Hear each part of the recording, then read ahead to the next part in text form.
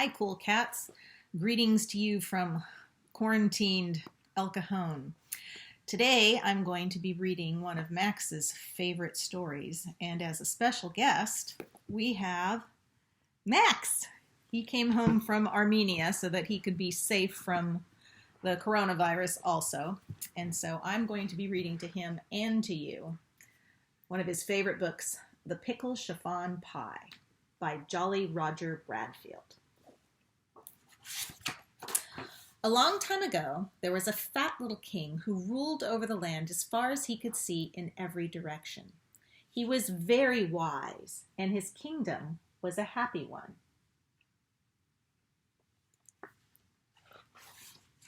His wife, the queen, kept his castle spotless and saw that his robes were cleaned and pressed. She was a very good cook and made him a pickle chiffon pie every day.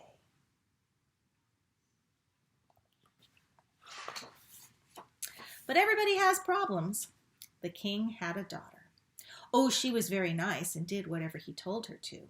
But she was also very beautiful, and every prince in the neighborhood wanted to marry her. Every day they came to the palace with flowers and gifts for her.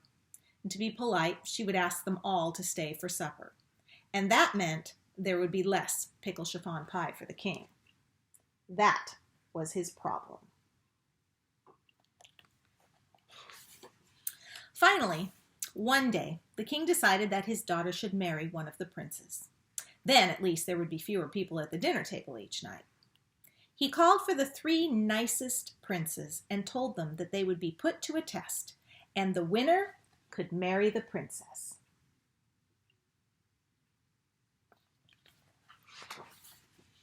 The first, Prince Musclebaum, was very strong and brave. The princess liked him because he was tall and had wavy hair and freckles. The second, Prince Well-Read, was very smart. He could count up to 684, and he read books 3 inches thick.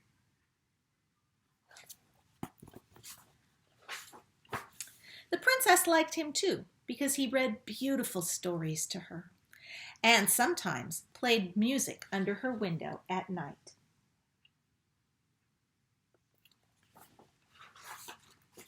The third, Prince Bernard, wasn't very strong, or very handsome, or very smart, but the princess liked him best of all. She didn't really know why she liked him. Perhaps it because he had a big smile and a funny nose. It's hard to tell about princesses.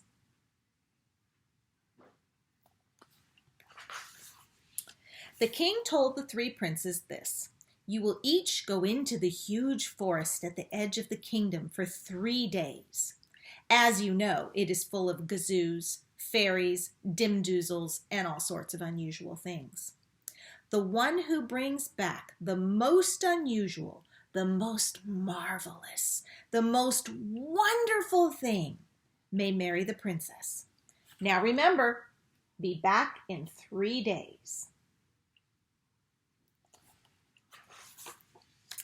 Prince Musclebaum was delighted. Being stronger and braver than the others, he thought he would surely win.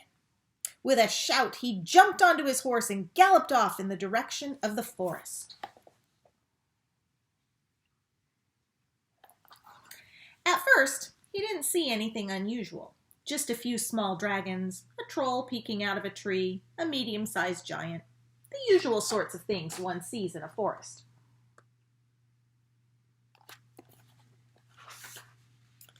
But finally, looking behind a huge boulder, he did see something different. A green and blue dragon with 3 heads toasting marshmallows. Now there's something you don't see every day, thought Prince Musclebaum. But I have 2 more days. I'll look a bit more. On the second day, he saw a 4-wheeled dimdoozle wearing glasses and smoking a pipe.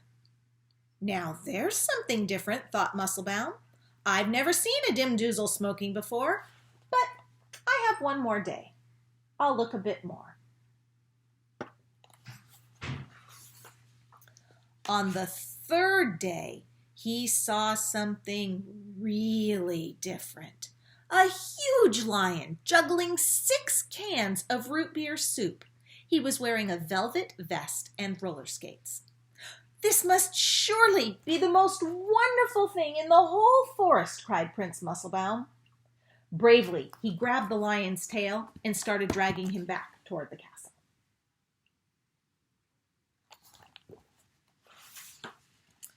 Meanwhile, Prince Wellred was searching too. The first day, he spied a witch who could turn people into frogs, which really wasn't so special, except that she could do it with one hand tied behind her back and her eyes shut. Now there's something you don't see every day, Prince Wellred thought. But I have 2 more days. I'll look a bit more. On the second day, he saw a 16-footed gazoo that had a different kind of shoe on each foot. Now there's something different, thought Wellred. I've never seen a gazoo with more than 7 feet. But I have one more day. I'll look a bit more. On the third day, he came upon something really different. A giant with a green beard playing chopsticks on 2 pianos. "This must surely be the most wonderful thing in the forest," cried Prince Wellred. "I've never heard that tune before." He cleverly told the giant what a fine piano player he was and talked him into going back to the castle to play for the king.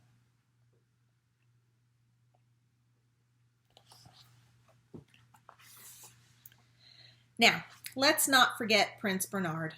He was searching too.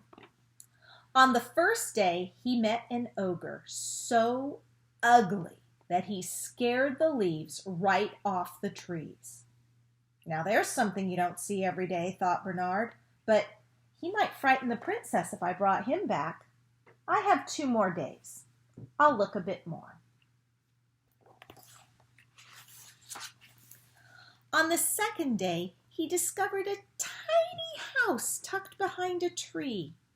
He peeked in and saw that it was busy, filled with mice, all painting the most wonderful pictures. Now there's something different, thought Bernard, but it really wouldn't be right to stop such happy, hard-working little fellows right in the middle of their work. I have one more day. I'll look a bit more.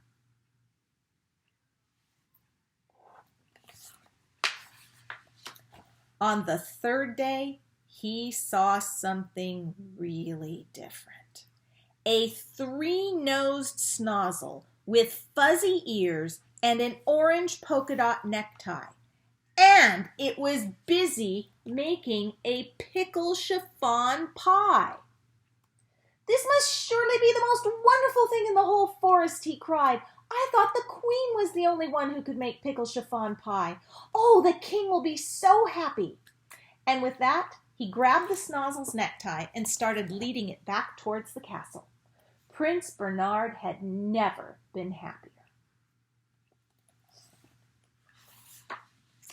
It was hard work pulling the 3-nosed snozzle through the forest, but Prince Bernard didn't mind. He was sure he would win the contest to marry the princess.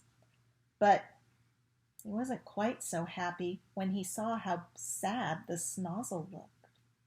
"Don't feel bad," said Bernard. "You'll like living at the palace. It's much nicer than this dark old forest. And anyway, I have to take you back in order to marry the princess."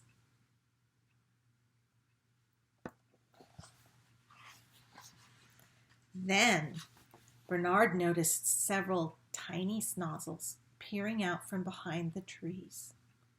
"Why, aren't they cute?" he said. Are they your children?" The 3-nosed snozzle nodded with big wet tears coming into its eyes. "What will happen to them when you're gone? Do they have someone to take care of them?" The snozzle shook its head sadly.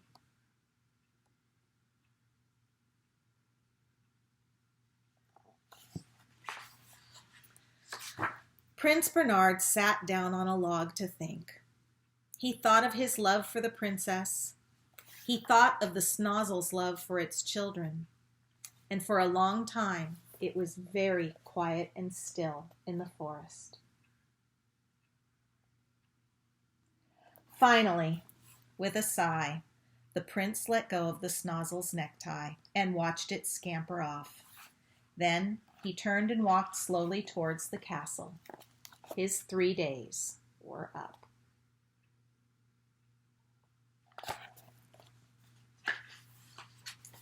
When all the princes were called to appear before the king, Musclebaum had a big smile on his face. He was sure he would win with his juggling lion. Well-Red was smiling too. He was just as sure he would win when the king heard the giant play his 2 pianos. Bernard hung his head sadly as he stood empty-handed behind the others.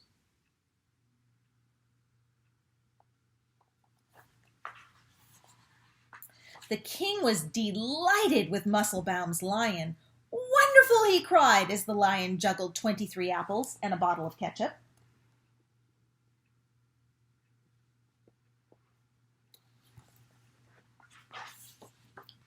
And when Well-Red's giant played chopsticks on his 2 pianos, the king laughed and clapped his hands in delight.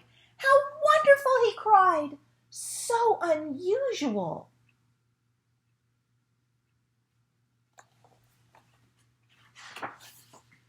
Then he turned to Bernard. "And what have you brought back?" he asked. Bernard bowed low before the king. He hoped that no one noticed the tears in his eyes as he raised his head and said softly, "Nothing, Your Majesty." He told of meeting the ugly ogre who might have frightened the princess.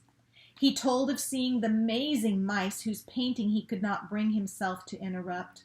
He told of the tiny Snozzle children he couldn't bear to leave in the forest alone. There was silence in the castle. No one spoke for a long time. Bernard wished he could run and hide.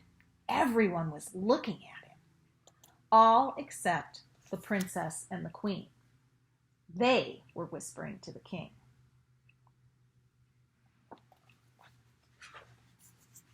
The king nodded his head and smiled. "Bernard," he said in a loud voice, "you have won the right to marry the princess."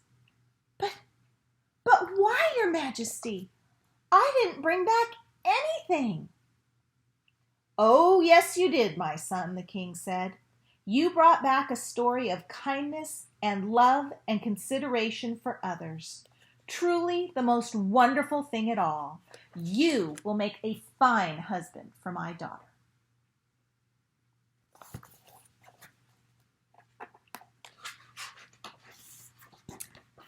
When Bernard married the princess, Well-Red's giant played the wedding march, and Musclebaum's lion put on a special exhibition to entertain the guests.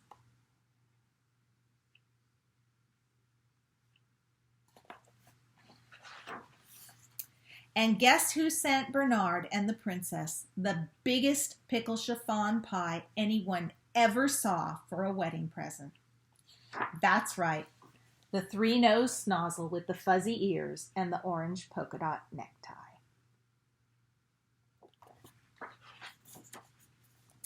Well, I hope you've enjoyed the pickle chiffon pie. I sure miss reading to everybody, but hopefully we'll be able to get at least a story a day this way. See you next time. Bye-bye.